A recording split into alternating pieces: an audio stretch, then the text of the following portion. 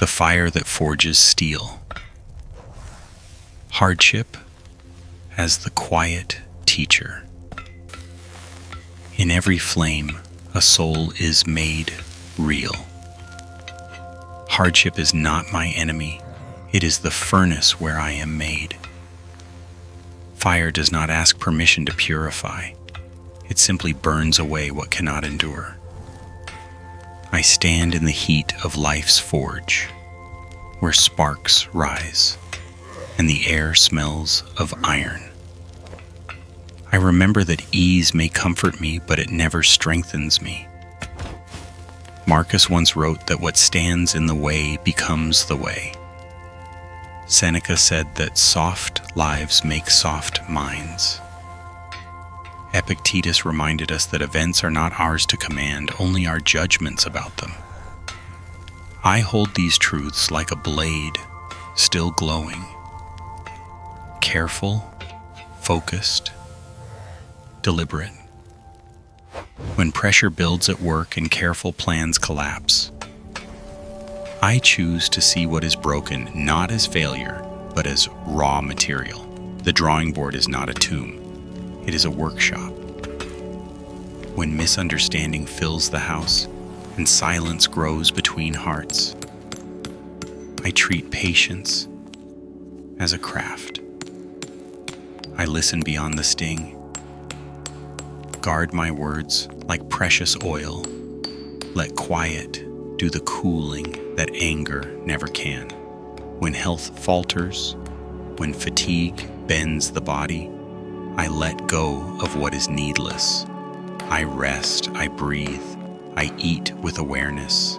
I shed the excess the way a tree sheds leaves to keep its roots alive.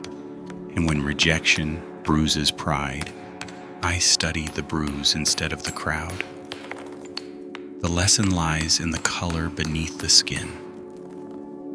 I am not what they say, I am what I practice. Fire, hammer, water. This is the rhythm of becoming. Heat opens what is rigid.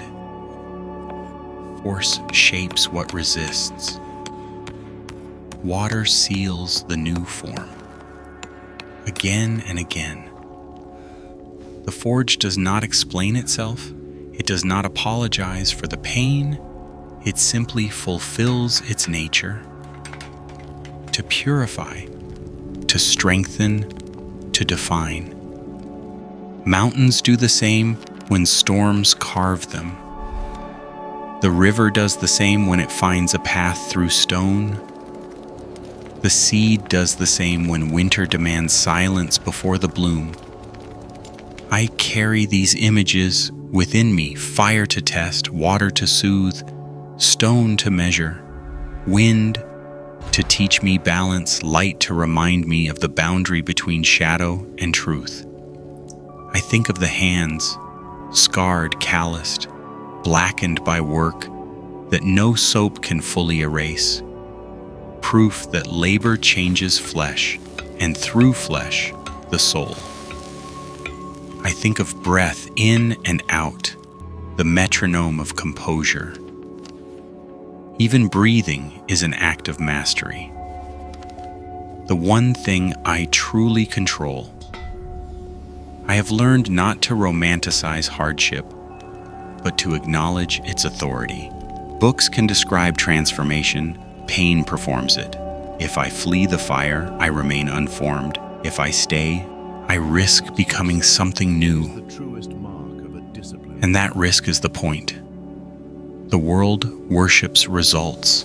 The forge honors process. Spectacle ends in applause. Process ends in strength. I choose strength. I choose patience. The quiet correction of my habits. The repeated filing of my flaws. Morning becomes my teacher. Dark hallway, cold floor, kettle whispering, pen moving, unseen. No audience, no praise, just the work. The mind craves novelty. The spirit craves discipline. So I practice. And when life places obstacles where certainty used to stand, I return to the bench. I return to breath. I lift the hammer once more. The paradox of the forge is this: what yields survives. What resists without wisdom breaks. The blade too brittle shatters. The tempered one bends, then returns. Softness conquers hardness. A gentle word calms storms that shouting cannot. This is not weakness, it is precision. It is power under control. When a plan fails and deadlines collapse, I do one thing right. One small thing. A single honest call, a clear message, a quiet step forward. Action replaces panic, and the day becomes possible again. When voices rise at home and warmth fades, I lower mine. I stand closer, not farther. My presence says what words cannot. We are safe enough to think. When illness or fatigue arrives, I respond with patience, with water, with movement, with rest. I do not curse the body that tires. I thank it for warning me to slow down. The teacher does not speak, but the lesson is everywhere. A jammed door teaches angle, not force. A cracked cup teaches that usefulness outlives beauty. Worn shoes teach that distance is measured not by maps, but by soul. Pressure brings impurities to the surface. So does time. When fear rises, I study it. I keep the part that guards me and release the part that limits me. When anger burns, I remove its fuel. I refuse to burn my own house just to prove that I can make fire. When sorrow floods, I let it pass, like rain through soil, leaving tenderness behind. The work is to stay at the helm, steady hands, calm breath, open eyes, not heroism, housekeeping of the soul, small rooms swept daily, windows open to light, tools return to order. Quiet becomes clarity. The mind that stops shouting does not grow empty, it grows exact. Exactness is mercy. Saying just enough to heal, acting just enough to continue. I do not need to impress, I need to be intact. I do not need to win. I need to keep my appointment with what is right. So I make small agreements that keep me true.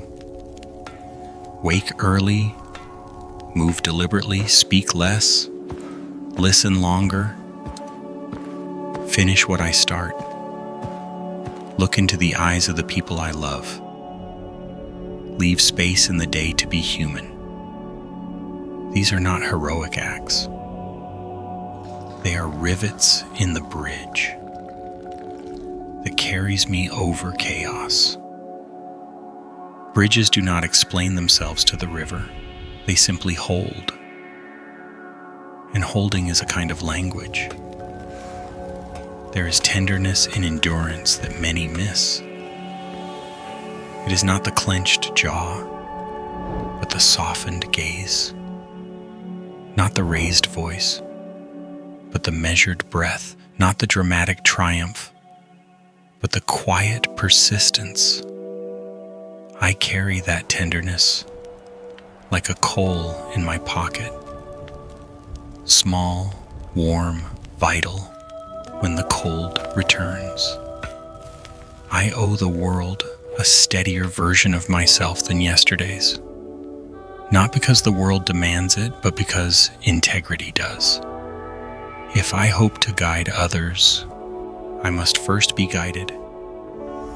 If I wish to calm the storm, I must first be the still point within it. If I hope to speak truth, I must forge words in silence. In and out, I breathe. In and out, I remain. In and out, I choose the next right action. I stand where I am. I endure. I keep the promise my hands made when my heart was clear. I am steady. I choose endurance. I stand where I am. I breathe and continue. I grow through what resists me. I turn every obstacle into work. When the smoke thins and dawn lifts its pale light over the rooftops, I wipe the soot from my fingers. The street glistens from last night's rain. My shoes darken with dew. The city still sleeps. And in that silence, I feel it. Something inside me newly shaped. Maybe unseen, maybe unfinished, but real. I remember once waiting in a small workshop while an old craftsman repaired a cracked handle. He spoke little, sanded, glued, bound, checked, bound again. I asked when it would be strong. He smiled and tapped the cord. When it stops needing my hands, he said. I walked home thinking, that is what hardship is doing to me. Holding me together until the bond sets. Letting go only when I have become whole enough to hold myself.